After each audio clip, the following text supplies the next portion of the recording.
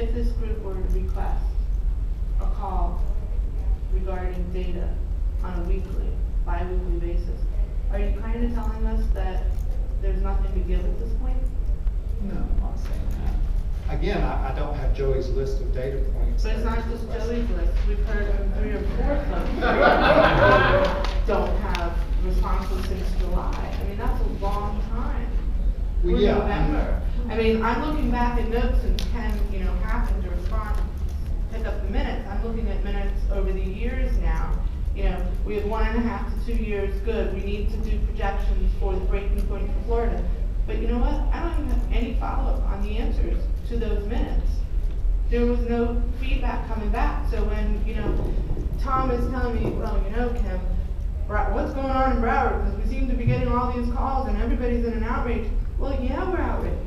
I mean, there was no warning, and I'm looking back, and it's saying 1.5 years to 2 years of stockpiles if all trends continue, and the trend was up at that time. I'm looking back, we're 4 to 5 years good with stockpile if funding continues at level funding. There's nothing in these notes, and I mean, you all see me at every meeting with my computer, and I do take very detailed notes. There is nothing saying, hey guys, red flag. But I do see we're looking at analysis, we're looking at trends, we're looking at numbers, but I don't see anything coming back. And I'm still not hearing, apology out there, I'll have an answer for you by next week. I'm still hearing, we'll look into it, we'll get back, I'm sorry. And sorries are good, except if I'm the client who's at, 301%, and now not only do I not get my meds, but now I can't even go to the doctor? What, I'm sorry, it doesn't cut it. Well, I think then it sounds like if I'm willing to look at this, a number of different ways. If the group would like to schedule a call or request a call in a certain interval, we can do that. If there's a subgroup of this larger body that would like to come together for a closer relationship, or I'm open to any possible scenarios. But you have an ADAP work group that for the past 2 years has not met regularly, has done less work than in the whole history of the ADAP work group, which was extremely productive. You have an allocation methodology group that's not been called upon. You do have resources. For us to sit around the table and say, hey, what about 300% for ADAP and 400% for the rest, and you to take notes, makes me wonder, why didn't you bring a group of us together before this, and before just making a decision we're going to, cut off anybody less than 400 or less than 300, and say, hey guys, we're in crisis, we need your help, we need to brainstorm, and come up with some decisions rather than being so prescriptive and say, the Bureau's decided at this point, less than 300, you're off, period. I mean, you have the resources. Why you're not accessing them, I'm really baffled at this point. Well, I guess, to try and move forward and addressing some of the specific things that were talked today, would there like to be a group of the body to talk about data issues for local needs? I mean, I'm willing to follow up in a lot of different ways. I'm trying to see what would the group like to do. I mean, we can certainly say this information is available and will be available at this point to everyone, or I'm open to any specific requests. I mean, we can inform the whole body. Sure. Yeah, I'm wondering if we could take a caucus on this a little bit in terms of exactly what it is we want there to be productive information exchange that we need to bring back to our areas, because we're really representatives here, and we're the face of our areas to this with the state, and so we're expected to go and talk to our groups and keep everybody informed. So we need to do go about that in an intelligent sort of way. So I'd like to see us, maybe during the break or sometime just address this issue, and then get back and give them a specific thing that we want as a body. And I think that's a great idea, and certainly, if we break here just a few minutes, those of you who are interested, keeping in mind that the primary purpose of this group, the patient care planning group, by our bylaws, is to assist the state in running the comprehensive plan for patient care. That's why we're meeting here at at this time. Certainly anybody that's interested in that, and I agree with, that even as an ADAP work group member, that the communication has probably been the worst part of the crisis. And I think that's an integral part of our planning process, so that if we look at the data, rather than just focused on the current crisis, we look downstream a little bit to where are we going with this, Right. and get that into our planning, because we're planning for the years out, and we don't want to run into this problem every year. We don't want to be in crisis mode. The idea of this body is that we do the planning so that we don't end up in crisis. Whether we anticipate things and later on provide some guidance on how to respond to the crisis as it evolves. And you want to be the chair of that group then? Pardon me? You're willing to chair the group? Yes. Do it. So, anybody that's interested, meet probably during the next 15 minutes, if we're wrapped up for now. You guys propose what it is exactly that you want the work group to be, and then when we reconvene after the break at 3:15, we'll give you a few minutes to present what you'd like to do, and then we'll move on from there. And anybody that's, I think even at this point in time, that we would even open it up to members of the gallery. Anybody that's in attendance at this meeting that's interested in working on something like that, whether you're a member of the PCPG, an alternate, or somebody in the gallery today.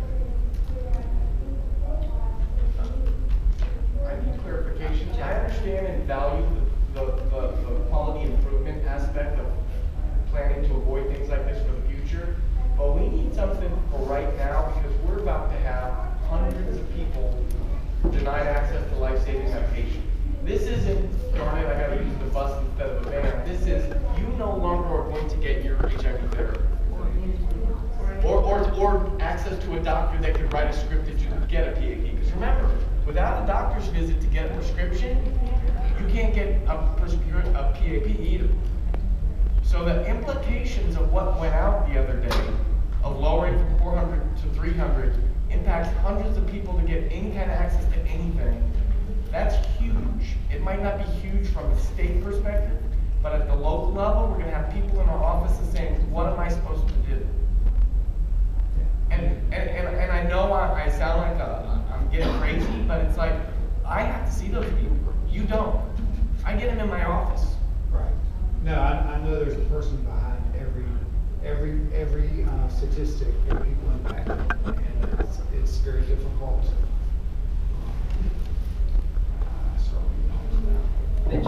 And again, for planning purposes, Joe, again, it's just real difficult to plan ahead. Even if that does happen, and there's nothing we can do to prevent that, come 30 days from now, our area still doesn't even know, again, the number of clients that our area could potentially anticipate putting some money aside. Yeah, we have maybe some money that we can sweep, let's say, but we can't even do that because we don't even know the number of clients that might be impacted by that change. Bill, and then Tim. I was just gonna say, if nothing else, let the Hatchies know, because we just canceled our next two consortium meetings because there's nothing happening in the state of Florida for the next couple of months. Kind of makes us This is a happening. little egg on our face, yeah.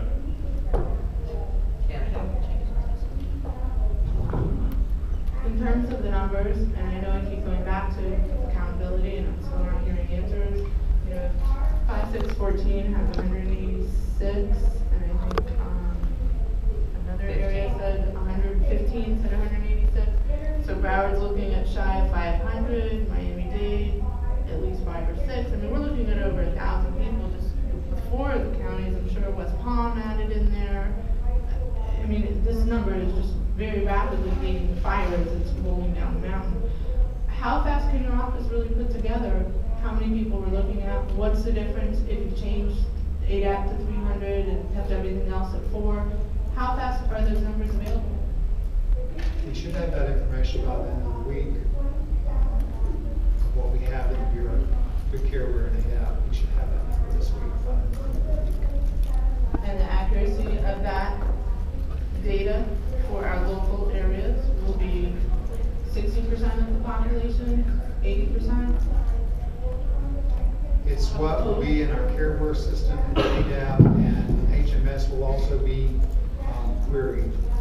But again, I know there is some, it's not completely uniform the way HMS does the data, Right, but it so- will be the most accurate information. But that variable factor, that percentage, you've got to take into account. I mean, how can you do a projection with only some of the numbers? Well, we'll have a number based on every data system we have access to. We should have that by the end of this week that we can share. Yes, but there's an unknown that you don't have in your system. And that number needs to be factored in. Well, we're open for any comment or projection that you may have knowledge of locally. Once we get the data together and send it out, we certainly appreciate any comment or feedback that the areas have. But we will work with everything that we have access to in the Bureau. So what I'm hearing is you can get, by the end of the week, if you get local data, but then if our numbers are different from what you have, that's the unknown, is why our numbers are different on a local level than what they are from what the Bureau's showing. Is that what I'm hearing? But that's a start. Right, so if we can get that data, but then each local area needs to have their data, their local data, and I know it's different, because it's different in our area too. Yes, ma'am. I'm just gonna add, is it possible, because there is a delay in input depending on the processes that are used within each area. So is there a way to send, like Jeffrey sends out a mass email to every CareWare user saying, please, you've got 24 hours, 48 hours to update the data. So at least at the very least, you're looking at a better, perhaps. More real time. Yeah. We could look at doing that, sort of a sweeps, get people to make whatever alterations they can. Because it's really FPL that you're, right, that really Correct. needs to be updated immediately. Right. So that at least when Rich runs the report, like you say, you're looking at more live data than not. Right, more real time data.